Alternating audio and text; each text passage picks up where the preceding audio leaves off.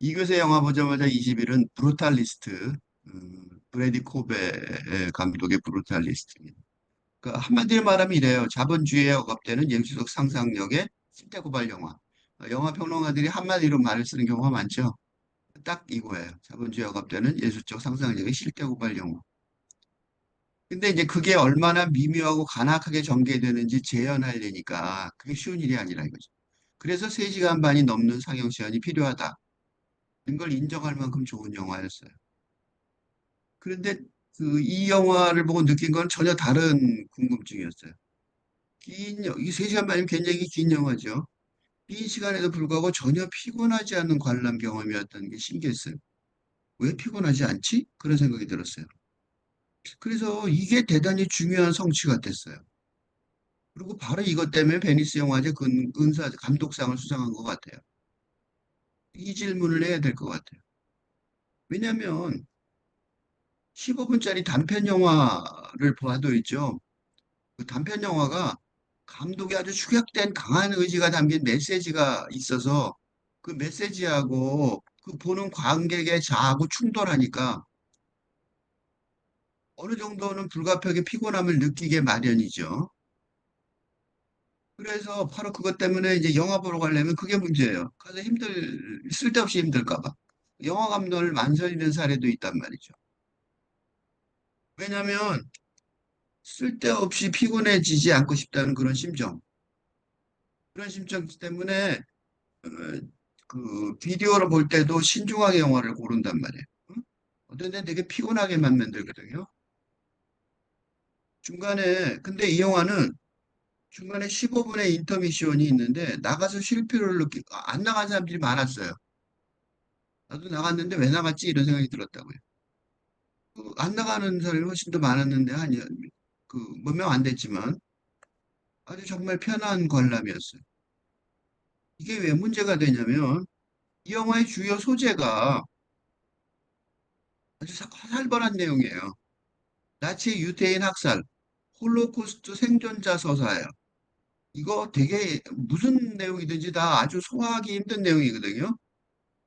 그리고 장면에 보면요, 뭐가 나오냐면 홀로코스트 그 관람이 나오는데 거기 그 가스실이 나오고 가스실에 그 사람이 죽어가면서 그린 그 낙서, 홀뚝 같은 걸로 막 그려놓은 거 있죠. 너무 고통스러우니까 그걸 보여줘요. 그러니까 너무 보통은 그 못 보여줘요. 너무 잔인해서. 근데 그걸 보러 간 거예요. 그 내용이. 근데 편안한 관람 경험이었단 말이죠. 이 희귀할 정도로 충격적이었어요. 그러니까 내가 왜 이런 힘든 내용을 그토록 편안한 마음으로 보고 있는 거지? 라는 질문을 스스로 하게 되는 영화였어요. 왜만 그런 걸까? 이런 생각이 드는 거죠.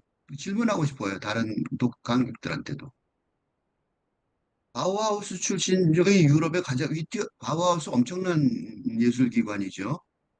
그 출신에도 불구하고 그 나치의 성향과 다른 예술관을 표현한다는 이유로 그리고 유대인이라는 이유로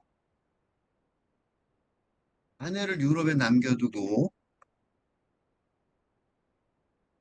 겨우 미국에 이민한 라줄로 토스의 이야기예요. 그 사람이 밀런의 부자 가구점 주인인 사촌 아탈리하고 전쟁으로 거부가 된 벤 뷰런에 의해서 착취당하는 사연이에요. 내용이 처음부터까지 착취당하는 내용이에요.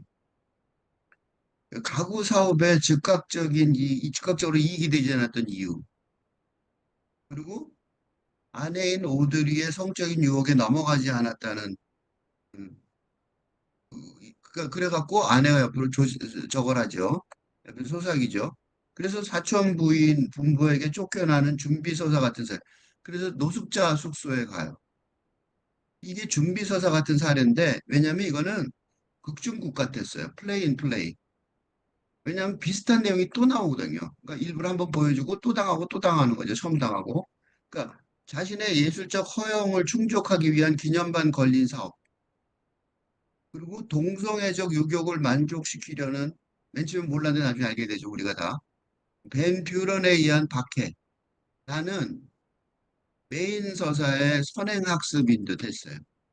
그러니까 내용이 아주 그 안 좋은 내용이죠. 내용 요약해봐도 안 좋죠.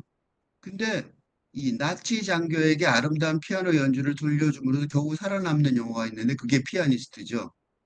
이 피아니스트라는 영화의 주인공이었어요. 이 배우가. 응? 그 주인공이었을 때도 이런 기이한 관람 경험을 했었어요. 이 사람 참 그래요.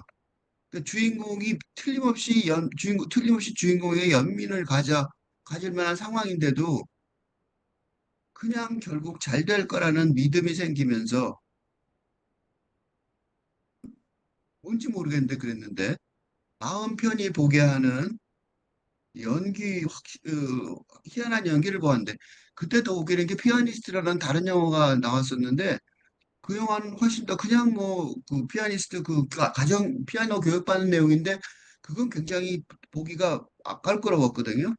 이 영화가 더 살벌한 영화였는데 똑같은 제목의 영화가 거의 비슷하게 동시에 개봉됐었는데 그 아드리안 브로디라는 그 배우가 연기한 이 라즐로 토스에게서도 그 고단한 삶의 리얼한 기록, 거의 그 다큐 같은 느낌이었는데 앞에서도 편안한 마음이 들었다는 것. 그러니까 이 영화의 충격은 이 영화의 서사 자체에서보다 영화의 서사가 줄이라는 감성과 전혀 다른 감성을 느끼게 하는 데에서 크게 왔어요. 그래서 이 영화 보자마자 그랬지만 이건 보자마자 쓰다 말았어요. 좀 이따 썼어요. 그 영화 보자마자 해서 하기에는 좀 웃긴 그런 방해를 받은 거죠. 이게 우선은 아마도 현실의 모방이라는 미메시스 정신에 충실한 리얼리즘의 현실 재현이 너무나도 자연스럽게 실현되어서 현실로 그냥 보는 거죠. 현실로. 드라마로 보는 게 아니라 그런 것일 수 있어요.